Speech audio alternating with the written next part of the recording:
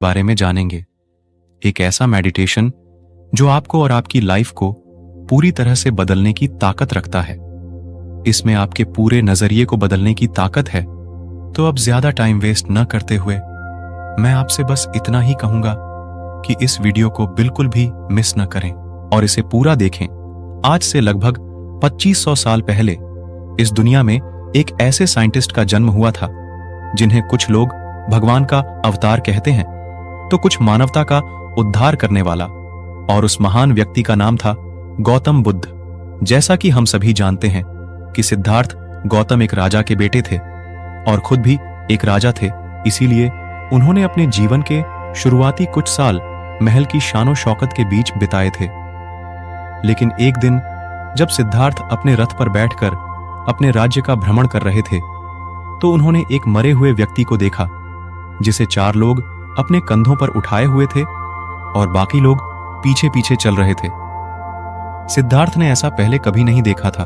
उस घटना को देखने के बाद सिद्धार्थ के मन पर इतना गहरा असर हुआ कि उन्होंने अपना सारा राज्यपाठ छोड़ दिया और संन्यास ले लिया और सत्य की खोज में निकल पड़े। दोस्तों, ऐसा कहा जाता है कि 6 साल की कठिन तपस्या के बाद भी जब उन्हें कुछ हासिल नहीं हुआ तो सिद्धार्थ एक पेड़ के नीचे वहीं ध्यान लगाकर बैठ गए जो वो बचपन में लगाया करते थे और खुद से वादा किया कि जब तक मुझे मेरे सभी सवालों के जवाब नहीं मिल जाते मैं यहां से नहीं हिलूंगा, चाहे इसके लिए मुझे अपनी जान ही क्यों ना गंवानी पड़े। कहा जाता है कि गौतम बुद्ध 48 दिनों तक उस पेड़ के नीचे बैठे रहे और 48 दिनों के बाद वैशाख की पूर्णिमा की शाम को यानी फुल मून इवनिंग को उन्हें ज्ञान की प्राप्ति हुई। बुद्ध को शाक्य मुनि के नाम से भी जाना जाता है और जिस ध्यान या मेडिटेशन के माध्यम से गौतम बुद्ध को ज्ञान की प्राप्ति हुई उस मेडिटेशन का नाम है विपासना मेडिटेशन। विपासना मेडिटेशन एक बहुत पुरानी तकनीक है। इसका जिक्र अर्गवेद में भी किया गया है, लेकिन समय के साथ मेडिटेशन की यह टेक्निक लुप्त हो गई। लेकिन ज्ञान प्राप्ति के बाद गौतम बुद्ध ने अपने शिष्यों को यह मेडिटेशन टेक्निक सिखाई और इसे पूरे भारत में फैलाने को कहा ताकि ज्यादा से ज्यादा लोग इस पावरफुल मेडिटेशन टेक्निक को जानकर अपने दुखों और परेशानियों से छुटकारा पा सकें। विपासना मेडिटेशन दुनिया का कितना शक्तिशाली मेडिटेशन है, इसका अंदाजा आप यह जानकर लगा सकते हैं कि जब सम्राट अशोक ने कलिंग युद्ध में लाखों लोगों को मरा हुआ देखा तो सम्राट अशोक के पश्चाताप की कोई सीमा नहीं थी। तब एक बुद्धिस्ट ने सम्राट अशोक को विपासना मेडिटेशन करने की सलाह दी थी। दोस्तों, कहा जाता है कि इसके बाद सम्राट अशोक का जीवन हमेशा के लिए बदल गया और जिस अशोक ने कलिंग युद्ध में लाखों लोगों को मारा था उसी अशोक ने अपने राज्य में जानवरों को मारने तक पर बैन लगा दिया था। सम्राट अशोक विपासना मेडिटेशन से इतने प्रभावित हुए कि उन्होंने 8 बौद्ध भिक्षुओं को दुनिया के अलग अलग हिस्सों में भेजा ताकि दुनिया भर के लोग विपासना मेडिटेशन सीख सकें। अब विपासना मेडिटेशन बाकी सभी मेडिटेशनों से इतना अलग क्यों है और ऐसा क्या है जो इस मेडिटेशन को इतना पावरफुल बनाता है? तो देखिए, बचपन से ही हमारे मन में ढेर सारी यादें, अच्छी बुरी भावनाएं, हमारी दबी हुई इच्छाएं, आवेग जमा होते रहते हैं और ये सारी चीजें सबकॉन्शियसली हमारे पूरे बिहेवियर, इनफैक्ट हमारी पूरी लाइफ को कंट्रोल करती हैं और हमें इसका पता भी नहीं चलता। जैसे कि मान लीजिए हम किसी इंसान पर बहुत ज्यादा यानी हद से ज्यादा भरोसा करते हैं और जब ऐसा व्यक्ति हमारा भरोसा तोड़ता है तो हमारे दुख और दर्द का कोई अंत नहीं होता। कुछ लोग तो डिप्रेशन में भी चले जाते हैं, लेकिन कहते हैं ना कि समय सारे घाव भर देता है तो हम कुछ महीनों या कुछ सालों में ठीक हो जाते हैं। लेकिन हमारा सबकॉन्शियस माइंड यानी हमारा अवचेतन मन उन सारे इंसिडेंट्स को अपने अंदर स्टोर कर लेता है और अपने अंदर उस बात को मजबूती से बैठा लेता है। फिर हमारा सबकॉन्शियस माइंड यही मानता है कि भरोसा मतलब दुख, दर्द और डिप्रेशन, या यूं कहें कि वो बात हमारे बिलीफ सिस्टम का हिस्सा बन जाती है और फिर हमारा सबकॉन्शियस माइंड हमें उस दुख से बचने के लिए पूरी जिंदगी किसी पर भरोसा नहीं करने देता जब तक कि हम अपना पूरा बिलीफ सिस्टम न बदल दें। दोस्तों, यह तो मैंने आपको सिर्फ एक छोटा सा एग्जाम्पल दिया है। हमारा अवचेतन मन ऐसे ना जाने कितने अच्छे बुरे बिलीव से भरा हुआ है। इस बात को गहराई से जानने के लिए 1937 में लियोपोल्ड सीजी ने ह्यूमन पर्सनालिटी के डीप बिहेवियर को समझने के लिए एक ह्यूमन पर्सनालिटी टेस्ट का आविष्कार किया, जो बाद में सीजी टेस्ट के नाम से फेमस हो गया। अब आप सोच रहे होंगे कि मैं आपको यह सब क्यों बता रहा हूं, तो जान लीजिए कि विपासना मेडिटेशन के लाखों फायदों में से एक फायदा यह भी है कि विपासना मेडिटेशन के माध्यम से आप अपनी गहराई को जान पाएंगे। विपासना मेडिटेशन कितना पावरफुल है और यह किस हद तक इंसान की जिंदगी में बदलाव ला सकता है, इसका अंदाजा आप इसी बात से लगा सकते हैं कि भारत की तिहाड़ जेल से लेकर अमेरिका की डोनाल्डसन जेल तक में कैदियों के बिहेवियर को सुधारने के लिए विपासना मेडिटेशन करवाया जाता है, ताकि कैदी बाहर जाने के बाद फिर से कोई क्राइम न करें। विपासना मेडिटेशन के 44 देशों में 202 से ज्यादा सेंटर हैं, जिसमें लाखों लोगों को विपासना मेडिटेशन सिखाया जाता है।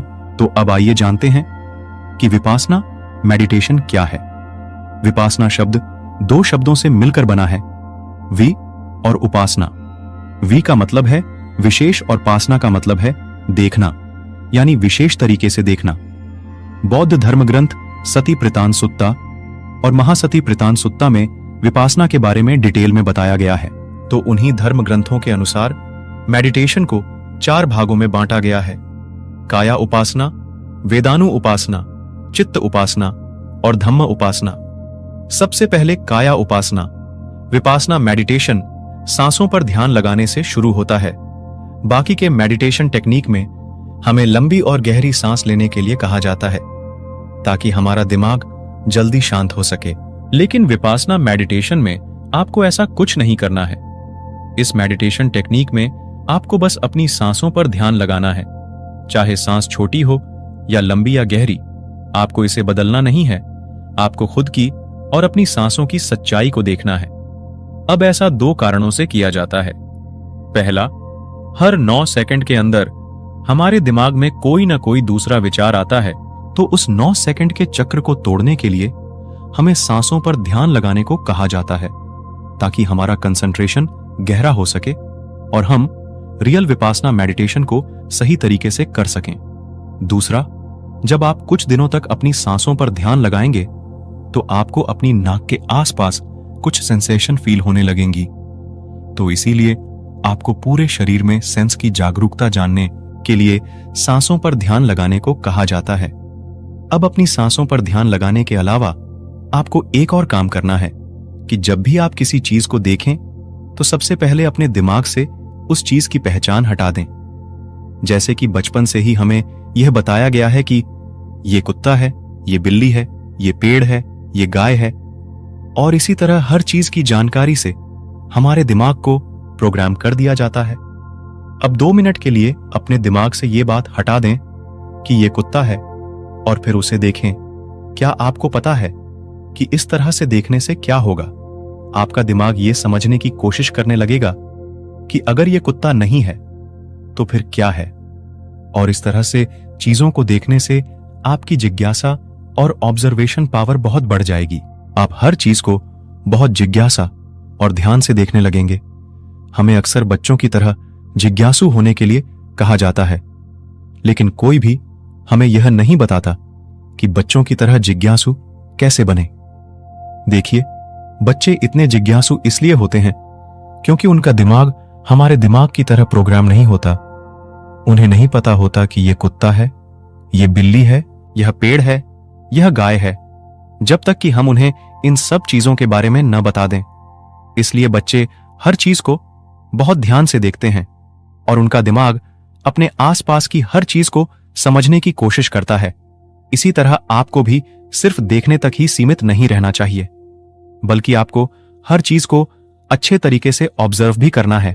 मान लीजिए, अगर 2 लोग आपस में बात कर रहे हैं या आप किसी से बात कर रहे हैं, तो आपको उस बात को तुरंत अपने पुराने बिलीफ सिस्टम से जज नहीं करना है कि आप सही हैं, वो गलत है, या वो सही है, आप गलत हैं।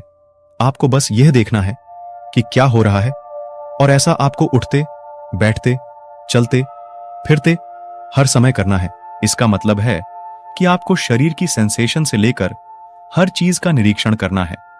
और अगर आप इस तरह का नजरिया विकसित कर लेते हैं तो सबसे पहले आपकी हर चीज में जिज्ञासा बहुत बढ़ जाएगी, और दूसरा, आपका मन जीरो थॉट्स यानी थॉटलेस स्टेज की ओर बढ़ने लगेगा, क्योंकि एक समय में आप या तो किसी चीज का निरीक्षण कर सकते हैं या उसके बारे में सोच सकते हैं। आप दोनों चीजें एक साथ नहीं कर सकते। तीसरी बात जो आपके साथ घटित होगी वो ये कि आपकी ऑब्जर्वेशन पावर इतनी बढ़ जाएगी कि आप हर चीज में सच को देख पाएंगे, चाहे वो आपके इमोशन हो, दो लोगों के बीच की बातचीत हो या दुनिया की कोई भी चीज हो। आपको हर चीज में सच दिखने लगेगा, और यही विपासना का सही मतलब है। किसी भी चीज को उसके वास्तविक रूप में देखना, यानी उसे वैसा ही देखना जैसा वो है, न कि उसे अपने प्री प्रोग्राम के गए माइंड या इमोशन से देखना। दोस्तों, अब यह बिल्कुल मत सोचिए कि आप 10 दिन, 20 दिन या 1 महीने में पूरे ब्रह्मांड को समझ जाएंगे। गौतम बुद्ध के अनुसार विपासना में मास्टर होने में 7 साल लगते हैं। मैं भी पिछले कुछ दिनों से इसकी प्रैक्टिस कर रहा हूं, और मेरे अंदर जो बदलाव आए हैं वो ये हैं कि अब मैं हर चीज को बड़ी जिज्ञासा से देखता हूं। अब मैं अपने पहले से प्रोग्राम किए हुए दिमाग से बाहर आकर अपने आसपास की दुनिया को देख रहा हूं, जो बहुत खूबसूरत है। इस तरह से देखने से मुझे जो अनुभव हुआ है वो ये है कि मुझे लगने लगा है कि मैं इस पूरे ब्रह्मांड के बारे में कुछ भी नहीं जानता हूं। सड़क पर पड़े पत्थर को देखकर यह कहना बहुत आसान है कि यह पत्थर है। अगर आप उस पत्थर की पहचान हटा देंगे कि यह पत्थर है, तो आप घंटों उस पत्थर को देखते रहेंगे, लेकिन समझ नहीं पाएंगे कि यह क्या है। मैं इस अनुभव को शब्दों में पूरी तरह से बयां नहीं कर सकता, क्योंकि शब्दों की अपनी सीमाएं होती हैं। आपको खुद इस चीज का अनुभव करना चाहिए, और मैं आपको बता सकता हूं कि यह वाकई एक अद्भुत अनुभव है। दूसरा है वेदानु उपासना। वेदना यानी भावना को एक खास तरीके से देखना। विपासना मेडिटेशन सेंटर या जेलों में जिस विपासना मेडिटेशन की प्रैक्टिस की जाती है वो यही वेदानु उपासना है। इसकी प्रैक्टिस इसलिए की जाती है क्योंकि हमारे मन में कई तरह के इमोशन आते हैं। अगर हमारे मन में गुस्सा है तो हम सामने वाले पर गुस्से से रिएक्ट करेंगे। अगर हमें किसी बात को लेकर अच्छे इमोशन हैं तो हम उस इमोशन को व्यक्त करना चाहते हैं, या जब हमें दर्द और दुख के इमोशन होते हैं तो हमारा मन जल्दी से जल्दी उस इमोशन से बाहर निकलना चाहता है। इसका मतलब यह हुआ कि हमारा मन हमारे मन में आने वाले हर थॉट पर रिएक्ट करना चाहता है, और इस वजह से हम अपने इमोशन के गुलाम बन जाते हैं। तो इसीलिए विपासना मेडिटेशन सेंटर में और जेल में विपासना शिविरों के दौरान एक आदमी को रोज लगभग 11 घंटे मेडिटेशन करना पड़ता है।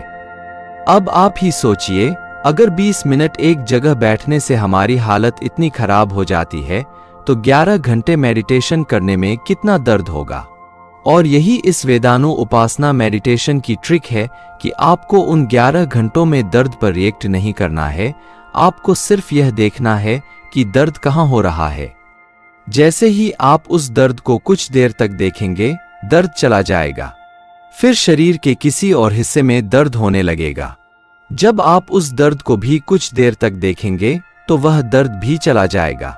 इसी तरह आपको अपने हर इमोशन के साथ करना है, चाहे वह इमोशन गुस्से का हो, दुख का हो, दर्द का हो या अच्छा इमोशन हो। जब आप इस मेडिटेशन में मास्टर हो जाएंगे तो आपका खुद पर पूरा कंट्रोल हो जाएगा। इसीलिए जेल में वेदानु उपासना मेडिटेशन कराया जाता है, ताकि कैदी खुद के प्रति और अपने इमोशन और इमोशनलेस बिहेवियर के प्रति जागरूक हो सके। तीसरा है चित्त उपासना। चित्त का मतलब है मन, और विपासना का मतलब है खास तरीके से देखना, मतलब मन को खास तरीके से देखना। मैंने इस वीडियो के स्टार्टिंग में बताया था कि विपासना मेडिटेशन के द्वारा आप अपनी गहन आत्मा को जान सकते हैं। हमारे मन में एक दिन में लगभग 72,000 विचार आते हैं, और उन 72,000 विचारों में से 80 से 90% विचार बेकार होते हैं, और यह बेकार विचार हमारे दिमाग में उसी तरह काम करते हैं जैसे किसी नदी या तालाब में जब बहुत ज्यादा गंदगी या कीचड़ हो तो उस नदी के तल को देख पाना बहुत मुश्किल होता है, लेकिन एक बार वह कीचड़ या गंदगी हट जाए तो हम उस नदी की सतह को देख पाते हैं। उसी प्रकार इन बेकार विचारों की वजह से हम अपनी गहन आत्मा को नहीं जान पाते, क्योंकि हमारा मन हमेशा इन बेकार विचारों को सोचने में लगा रहता है। चित्त उपासना मेडिटेशन के अनुसार आपको केवल अपने विचारों का निरीक्षण करना है, यानी बिना रिएक्ट किए उन्हें देखना है। अब वो विचार बहुत नेगेटिव या बहुत पॉजिटिव हो सकते हैं, पर आपको उन विचारों पर रिएक्ट नहीं करना है। कुछ ही दिनों में आप समझ जाएंगे कि आपके पास किस तरह के विचार आते हैं। आप समझने लगेंगे कि कौन से विचार बेकार हैं और कौन से जरूरी हैं, और जब आपका ऑब्जर्वेशन गहरा होगा तो आप अपने मन के हैबिट पैटर्न को समझने लगेंगे। आप अपने मन के इंपल्सेस को, अपने मन की क्रेविंग को समझने लगेंगे। देखिए, आपको बस इन सारे विचारों का ऑब्जर्वेशन करना है और धीरे धीरे ये सारे विचार आपके मन से गायब होने लगेंगे और आप समझने लगेंगे कि मैं भी मेरा विचार नहीं हूं। जब आपका ऑब्जर्वेशन बहुत गहरा हो जाएगा तो आप शून्य की अवस्था पर पहुंच जाएंगे। वहां पहुंचने के बाद आपके जीवन में चमत्कार होने लगेंगे।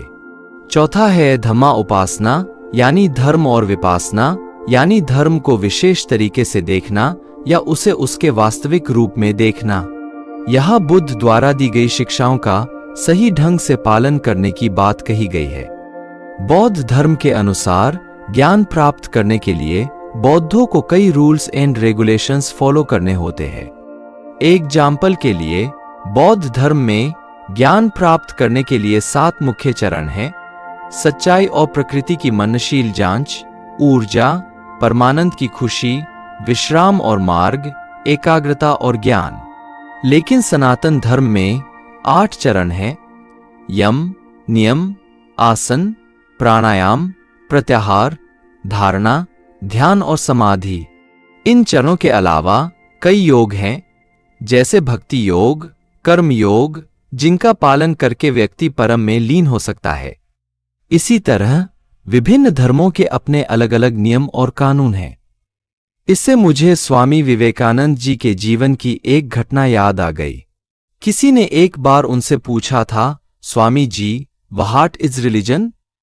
तो उन्होंने कहा था, रिलीजन इज द रियलाइजेशन। क्या आपको उस दिन धर्म का रियलाइजेशन हुआ जिस दिन आपको वह पसंद आया? तो दोस्तों, मुझे उम्मीद है कि आपने इस वीडियो से कुछ न कुछ सीखा होगा। आज का टॉपिक है सांस पर ध्यान रखो, जिंदगी बदल जाएगी।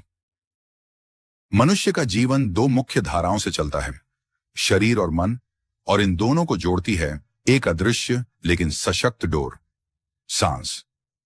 सांस केवल जीवन के अस्तित्व का प्रमाण नहीं है, बल्कि यह हमारे भीतर के संसार का आईना है। आज हम जानेंगे कि कैसे श्वास को जानकर, समझकर और साधकर हम न केवल अपने विचारों पर नियंत्रण पा सकते हैं, बल्कि जीवन में अकल्पनीय उपलब्धियों को प्राप्त कर सकते हैं। सांस एक ऐसा कार्य जो दिन रात बिना हमारे प्रयास के चलता है, लेकिन क्या आपने कभी सोचा है कि यही सांस हमारे मन, हमारे विचारों और हमारी पूरी जीवन शैली को नियंत्रित कर सकती है? सांस पर ध्यान देना केवल आध्यात्म नहीं, बल्कि एक गहरा विज्ञान है। आज हम जानेंगे कि किस प्रकार सांस पर ध्यान केंद्रित करने से हम अपने मन और विचारों पर नियंत्रण पा सकते हैं। कैसे यह तकनीक बौद्ध ध्यान से लेकर आधुनिक न्यूरोसाइंस तक हर जगह सिद्ध हुई है, और कैसे केवल श्वास का बोध जीवन के हर क्षेत्र में बदलाव ला सकता है। तो चलिए शुरू करते हैं इस अद्भुत यात्रा को, सांस से जीवन रूपांतरण तक। भगवान बुद्ध की यात्रा सांस से शुरू होकर ही आत्मज्ञान तक पहुंची। जब सिद्धार्थ ने महल का त्याग किया, तब उन्होंने बाहरी साधनाओं की ओर रुख किया, कड़ी तपस्या, उपवास, मौन, जंगलों की खाक, लेकिन समाधान नहीं मिला। शरीर क्षीण हो गया, मन और भी अशांत। तब उन्होंने सोचा, अगर बाहरी नियंत्रण से समाधान नहीं मिलता तो क्या उत्तर भीतर है? यहीं से आरंभ हुआ आनापानसति, सांस पर ध्यान। बुद्ध ने सिर्फ सांस को देखना शुरू किया। एक सांस भीतर जाती है, एक बाहर आती है। कोई कल्पना नहीं, कोई मंत्र नहीं, कोई चित्र नहीं, केवल शुद्ध, सरल, जागरूक सांस। वो कहते हैं, सांस ही जीवन है। यदि तुमने सांस को समझ लिया तो जीवन को समझ लिया। बुद्ध के इस अभ्यास से उनके भीतर की अशांति धीरे धीरे शांत होने लगी। विचारों का प्रवाह मंद हुआ और मन स्थिर हुआ। यही ध्यान की पराकाष्ठा है, जब मन एक ही बिंदु पर स्थिर हो जाए, केवल साक्षी भाव में। यही था बोधि वृक्ष के नीचे का वह क्षण जब केवल सांस की जागरूकता ने उन्हें ज्ञान प्रदान किया। उनका कहना था, जब तुम केवल सांस को देखना शुरू करते हो तो धीरे धीरे विचारों का तूफान शांत होने लगता है, और जब विचार शांत हो जाते हैं तब ज्ञान प्रकट होता है। उनकी सिखाई हुई विपश्यना पद्धति आज लाखों लोगों द्वारा अपनाई जाती है, जिसमें केवल सांस पर ध्यान केंद्रित किया जाता है। न पूजा, न प्रार्थना, न किसी ईश्वर की कल्पना, केवल वर्तमान की शुद्ध जागरूकता। मनोविज्ञान के अनुसार मन दो भागों में बंटा होता है, चेतन और अचेतन। सांस वह सेतु है जो इन दोनों को जोड़ता है। तनाव के समय हमारी सांसें छोटी, तेज और अनियमित हो जाती हैं। शांति के समय लंबी, गहरी और लयबद्ध। यही सांस का चमत्कार है। जब कोई संकट आता है तो शरीर स्वाभाविक रूप से तैयार हो जाता है। हार्ट बीट तेज, पसीना, तेज सांसें। लेकिन अगर हम उस क्षण केवल कुछ सेकंड गहरी सांस लें तो शरीर का पूरा रासायनिक ढांचा बदल जाता है। शरीर को संकेत मिलता है, अब कोई खतरा नहीं है। यह सीधा प्रभाव डालता है हमारे सोचने की क्षमता पर, निर्णय पर, भावनात्मक स्थिति पर। मनोवैज्ञानिक शोध यह भी दर्शाते हैं कि नियमित श्वास ध्यान करने वाले लोगों में अवसाद के लक्षण कम होते हैं, घबराहट और चिंता घटती है, फोकस और स्मृति बेहतर होती है, और भावनाओं पर नियंत्रण अधिक होता है। अब दुनिया भर के स्कूल, हॉस्पिटल्स और ऑफिसेज में ब्रीदिंग सेशंस और माइंडफुल ब्रेक्स को अपनाया जा रहा है। श्वास न केवल शरीर का हिस्सा है, यह चेतना का प्रवेश द्वार है। जब हम जन्म लेते हैं तो पहली क्रिया क्या होती है? एक गहरी सांस। जब हम मृत्यु को प्राप्त होते हैं तो अंतिम क्रिया क्या होती है? एक अंतिम सांस। जीवन की शुरुआत और अंत दोनों सांस से ही होते हैं। वैज्ञानिक दृष्टिकोण से जब हम श्वास लेते हैं, ऑक्सीजन शरीर में जाती है, मस्तिष्क की कोशिकाएं सक्रिय होती हैं, दिल की गति संतुलित रहती है। लेकिन इससे अधिक गहरी सांसों से पैरासिम्पैथेटिक नर्वस सिस्टम सक्रिय होता है, जो तनाव को कम करता है, हार्मोन को संतुलित करता है और मानसिक स्थिरता लाता है। बुद्ध की ध्यान विधि आनापानसति इसी विज्ञान पर आधारित है। आज न्यूरोसाइंस भी यह सिद्ध कर रहा है कि श्वास की जागरूकता से मस्तिष्क के फ्रंटल कॉर्टेक्स, निर्णय लेने वाला भाग की सक्रियता बढ़ती है और एमिगडाला, डर व भावनाओं का केंद्र, शांत होता है। प्रसिद्ध न्यूरोलॉजिस्ट डॉ. एंड्रू ह्यूबरमैन ने भी कहा है, mind can be changed by changing breath. It is the quickest access to shift consciousness. यानी कि यदि हम केवल 5 मिनट भी आंखें बंद कर अपनी सांसों पर ध्यान केंद्रित करें तो पूरा मन, शरीर और व्यवहार बदल सकता है। तो दोस्तों, अगर हम अपने जीवन को सच में बदलना चाहते हैं तो इसका रास्ता बाहर नहीं, अंदर है। और उस अंदर की यात्रा की पहली सीढ़ी है सांस पर ध्यान। बुद्ध ने जो पाया वह असंभव नहीं था। वह केवल इसीलिए संभव हुआ क्योंकि उन्होंने अपनी सांसों को देखा, समझा और उन पर ध्यान केंद्रित किया।